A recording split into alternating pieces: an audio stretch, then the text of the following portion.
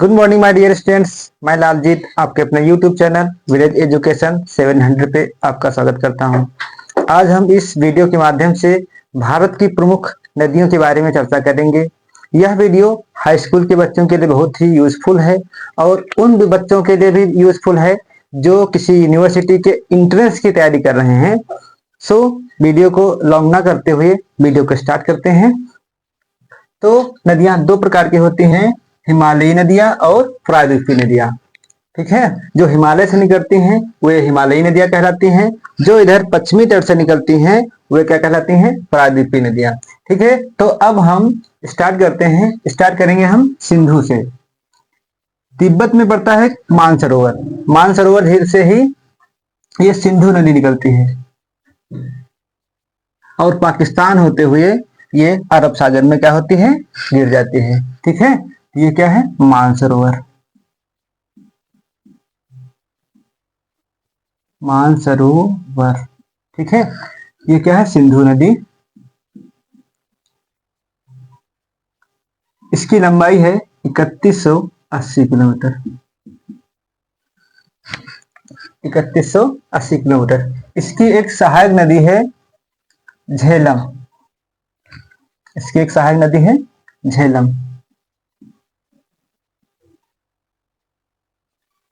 ठीक है, दूसरी इसकी सहायक नदी है चिनाब।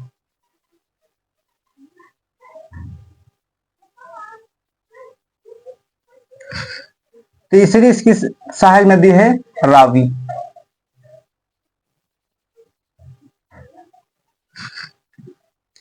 चौथी इसकी सहायक नदी है सतलज।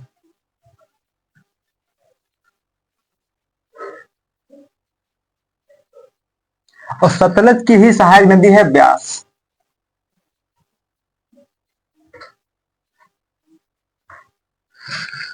ब्यास सतलज में मिलती है और सतलज सिंधु में मिलती है। ठीक है, तो सिंधु नदी की लंबाई कितनी है? 3180 किलोमीटर। कहां से निकलती है? तो मानसरोवर झील से निकलती है और भारत होते हुए ये अरब सागर में विलीन हो जाती है। ठीक है, तो इसके बहुत सारे क्वेश्चन बनते हैं, जैसे तुलबुल परियोजना कहाँ? झेलम नदी। श्रीनगर कहाँ स्थित है? तो झेलम नदी के पास स्थित है। ठीक है, और सिंधु सिंधु झेलम चिनाब। 1960 ईस्वी में एक समझौता हुआ था।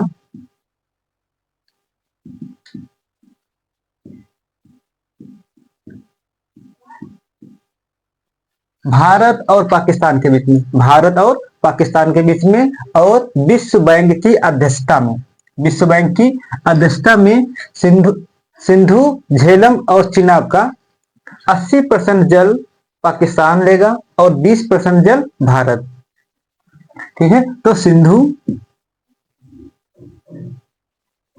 झेलम और चिनाब।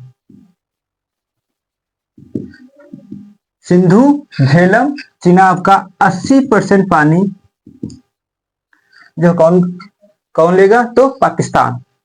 और बाकी का जो 20% कौन यूज करेगा? तो भारत। ठीक है, तो अब बाकी की तीन जो नदियां हैं, रावी, ब्यास और सतलज। रावी, ब्यास और सतलज, इन तीनों नदियों का पानी 80% भारत यूज करेगा। 80% भारत और 20% पाकिस्तान यूज करेगा। तो यही समझौता हुआ था। भारत के प्रधानमंत्री उसमें पंडित जवाहरलाल नेहरू थे और विश्व बैंक की अध्यक्षता में यह समझौता हुआ था। कब हुआ था? तो 1960 में हुआ था। सिंधु झेलम चिनाब का 80% पानी कौन यूज करेगा? तो पाकिस्तान। 20% कौन यूज करेगा? तो भारत।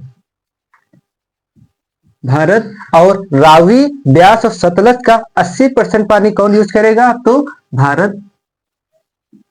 और 20% कौन यूज करेगा? पाक। पाक माने पाकिस्तान। ठीक है, तो अब हम बच्चों बात कर लेते हैं गंगा की। जो जो भारत की राष्ट्रीय नदी है, ये गंगा गंगोत्री से निकलती है। कहां से निकलती है? गंगोत्री।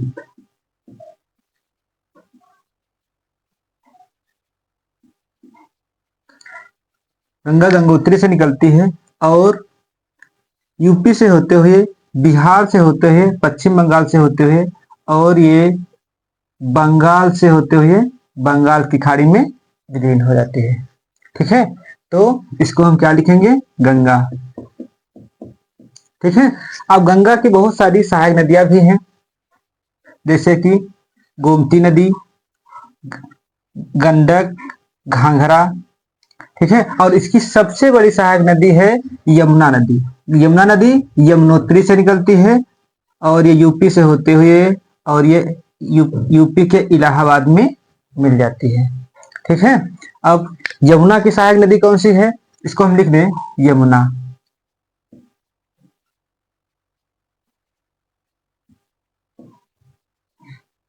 ठीक है, यमुना। यमुना की सहायक नदी है चंबल। चंबल कहां से निकलती है? राजस्थान।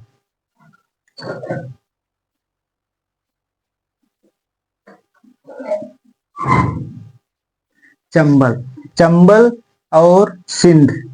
गंगा की कौन सी, यमुना की सहायक नदी कौन सी है? सिंध। चंबल, सिंध। दूसरी कौन सी है? बेतवा। तीसरी कौन सी है? केन। केन। तो ये यमुना की सहायक नदी कौन सी है? चंबल, सिंध, बेतवा, केन। यमुना की सहायक नदी कौन सी है? चंबल, सिंध, बेतवा, केन। ठीक है, अब यहीं राजस्थान में एक पहाड़ी है, अरावली पहाड़ी। विश्व की सबसे पुरानी पहाड़ी कौन सी है? अरावली पहाड़ी। यहीं से तीन नदियां निकलती हैं। एक तो निकलती है बनास और चंबल में मिल जाती है। हाँ, तो अरावली पर्वत से निकलती है लोनी नदी। भारत की ऐसी कौन सी नदी है जो किसी बंगाल की खाड़ी ना ही अरब सागर की खाड़ी में गिरती है? तो वो कौन सी नदी हो जाएगी? लोनी नदी। ठीक है, अब अरब सागर, सॉरी, ये अब इसके नीचे से एक नदी निकलती है साबरमती।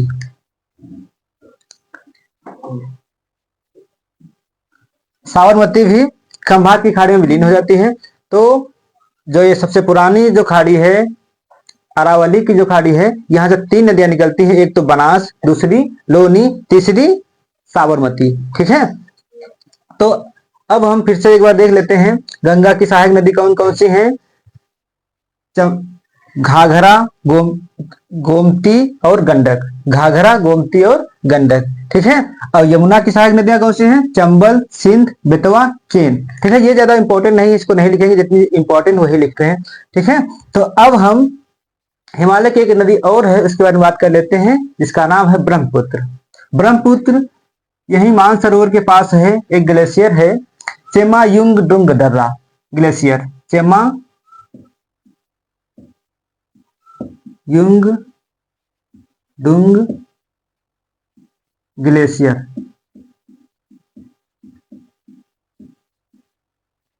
ठीक है, यहीं से निकलती है ब्रह्मपुत्र नदी। तिब्बत में इसको कहते हैं सांगपो। तिब्बत में से क्या कहते हैं? सांगपो। सांगपो,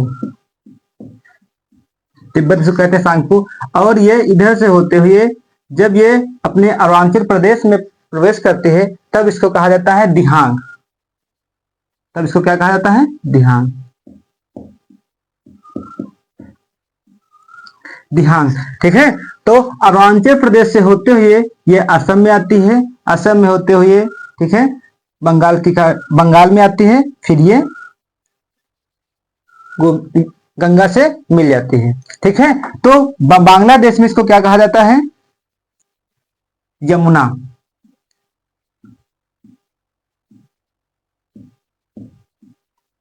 ब्रह्मपुत्र को बांग्लादेश में कहा जाता है यमुना और गंगा को कहा जाता है पद्मा। जब ये दोनों मिल जाती हैं, तब इसको कहा जाता है मेघना।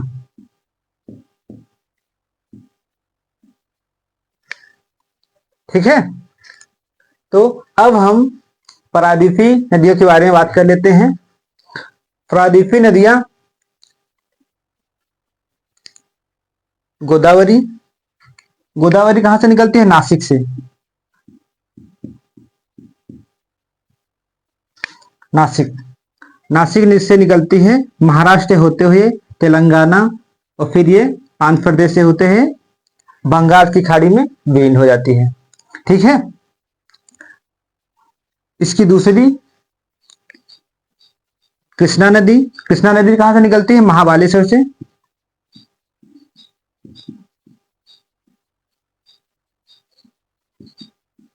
महाबालेश्वर, ठीक है, ये भी कर्नाटक से होते हुए बंगाल की खाड़ी में विलीन हो जाती है। ठीक है, तो गोदावरी की सहायक नदियां कौन कौन सी हैं? पेन गंगा, वर्धा, इंदिरा, ये हो गई वर्धा, और ये क्या हो गई? इंदिरा, ये हो गई क्या? पेन गंगा। ठीक है, लिखेंगे नहीं, समझ आना, ये इंदिरा, वर्धा, पेन गंगा, इंदिरा, वर्धा, पेन गंगा, और किस कहां मिल जाती हैं? ये गोदावरी नदी से मिल जाती हैं। इसको हम लिख देते हैं यहां गोदावरी। दक्षिण भारत की वृद्ध गंगा कौन कही जाती है? तो गोदावरी नदी। ठीक है, इसको भी लिख देते हैं कृष्णा नदी। नागार्जुन सागर बांध इसी नदी पर बना हुआ है। ठीक है, तो कृष्णा की सहायक नदी कौन सी है? उत्तर से कौन सी नदी है? तो भीमा।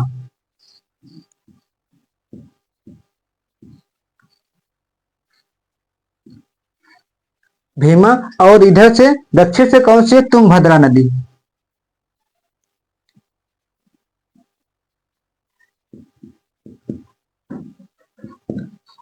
तुंगभद्रा। ठीक है, तो नासिक से कौन सी नदी निकलती है? गोदावरी, और इसकी सहायक नदी कौन सी है? इंदिरा, वर्धा, पेनगंगा। ठीक है, और महाबालेश्वर से कौन निकलती है? कृष्णा। कृष्णा की सहायक नदी कौन सी है? भीमा और तुंगभद्रा। ठीक है, तो अब हम बात कर लेते हैं नर्मदा की। ठीक है, नर्मदा की नहीं, सॉरी, अभी एक नदी है कावेरी नदी, जो कहां से निकलती है? कर्नाटक के ब्रह्मगिरी पर्वत से निकलती है। कहां से निकलती है? ब्रह्मगिरी पर्वत से। ब्रह्मगिरी पर्वत। ठीक है, तो ये कर्नाटक से निकल करके ये तमिलनाडु से और ये बंगाल की खाड़ी में क्या हो जाती है? विलीन हो जाती है। तो ये जो कावेरी नदी का जो विवाद भी चलता है कर्नाटक और तमिलनाडु से, विवाद इसका चलता रहता है। तो एक और नदी है यहाँ की केरल की एक नदी है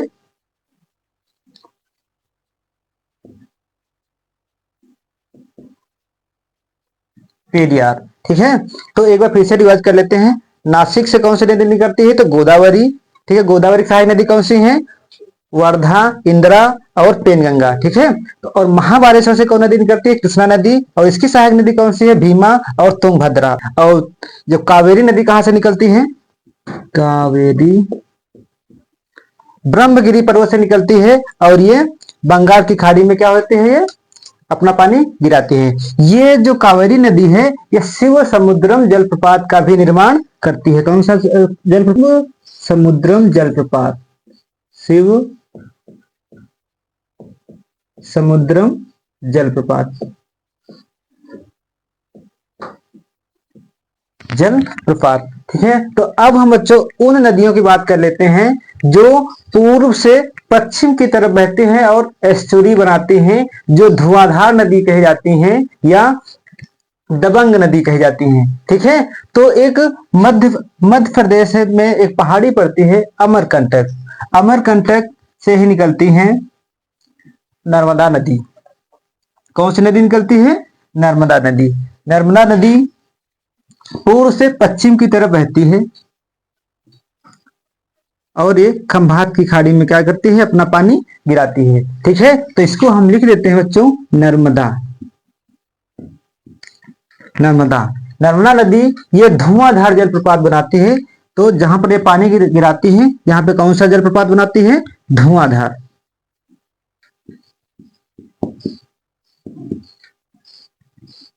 धुआंधार जलप्रपात।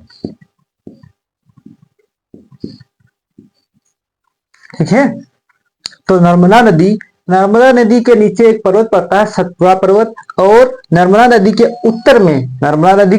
उत्तर में पड़ता है विंध्याचल पर्वत। कौन सा पर्वत? विंध्याचल पर्वत। और नर्मदा नदी के दक्षिण में पड़ता है सतपुड़ा पर्वत और विंध्याचल पर्वत के मध्य में कौन सी नदी बहती है? तो नर्मदा नदी।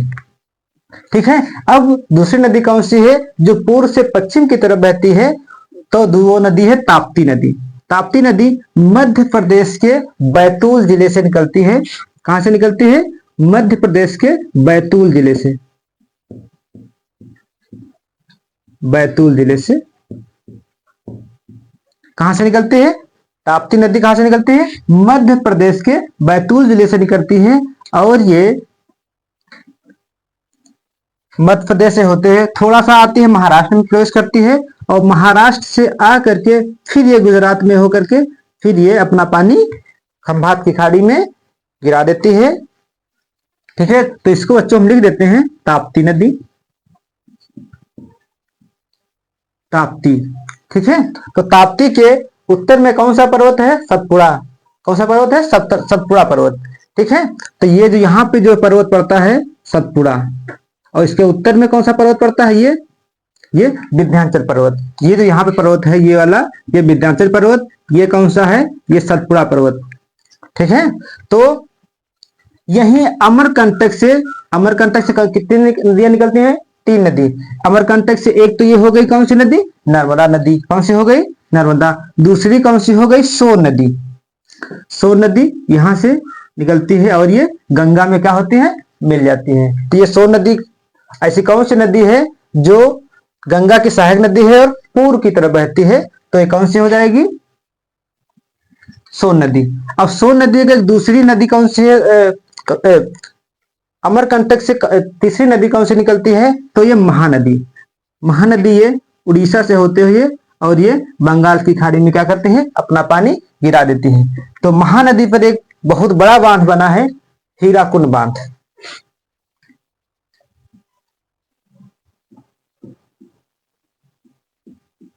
हीराकुंड बांध, इसको हम लिख देते हैं। ये कौन सी नदी है? महानदी। महानदी। तो एक बार बच्चों फिर से रिवाइज कर लेते हैं। हिमालयी नदियां कितने प्रकार की होती हैं? 2 प्रकार की होती हैं। एक तो हिमालयी नदियां, दूसरी प्रायद्वीपीय नदियां। हिमालयी नदी को सबसे पहले पढ़ाया था सिंधु नदी, जिसकी लंबाई कितनी है? 3180 किलोमीटर। और ये कहां से निकलती है? तो मानसरोवर झील के पास से निकलती है और ये भारत से होते हुए और अपना पानी पाकिस्तान से होते हुए और अरब सागर पानी गिरा देती है। इसकी सहायक नदी झेलम, चिनाब, रावी और ब्यास और सतलज। 5 नदियां इसकी सहायक नदियां हैं। कौन कौन सी? झेलम, चिनाब, रावी, ब्यास और सतलज। ठीक है, अब हम गंगा कहां से निकलती है? गंगोत्री से।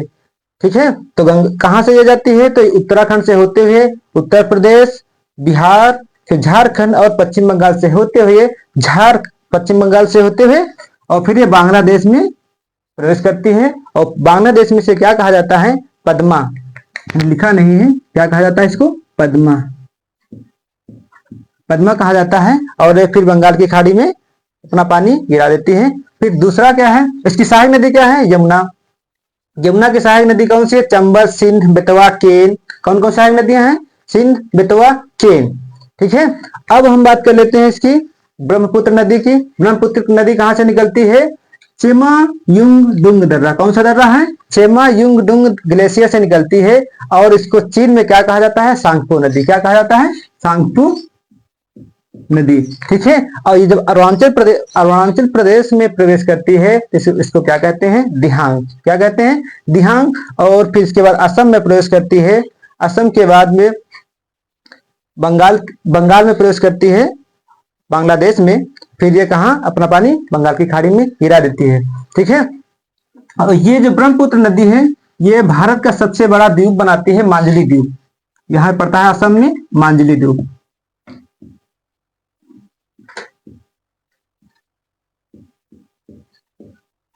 मांझली द्वीप। ठीक है, ब्रह्मपुत्र को बांग्लादेश में क्या कहा जाता है? तो यमुना। जब ये गंगा और यमुना दोनों मिलती हैं तब क्या कहा जाता है? मेघना। सॉरी, थोड़ा थोड़ा मिस्टेक हो जाती है। ठीक है, अब जब ये गंगा नदी और जब यमुना नदी गंगा नदी और ब्रह्मपुत्र नदी जब यहाँ बंगाल की खाड़ी में जब गिरती हैं तब एक डेल्टा बनाते हैं। क्या बनाते हैं? डेल्टा।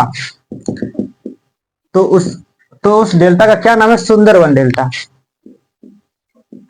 सुंदरवन, क्योंकि यहाँ पर मैंग्रोव वन पाए जाते हैं। मैंग्रोव वन में एक पेड़ है सुंदरी, सुंदरी के नाम पर ही इस डेल्टा का नाम रखा गया है सुंदरवन डेल्टा। तो हाँ बच्चों, इस छोटी सी वीडियो के माध्यम से हम भारत की प्रमुख नदियों के बारे में मैंने चर्चा की, बात की। कुछ मिस्टेक्स हो जाती हैं क्योंकि अभी स्टार्टिंग है, और आप लोग समझ लीजिएगा। वीडियो को लाइक करें और चैनल को सब्सक्राइब करें। धन्यवाद।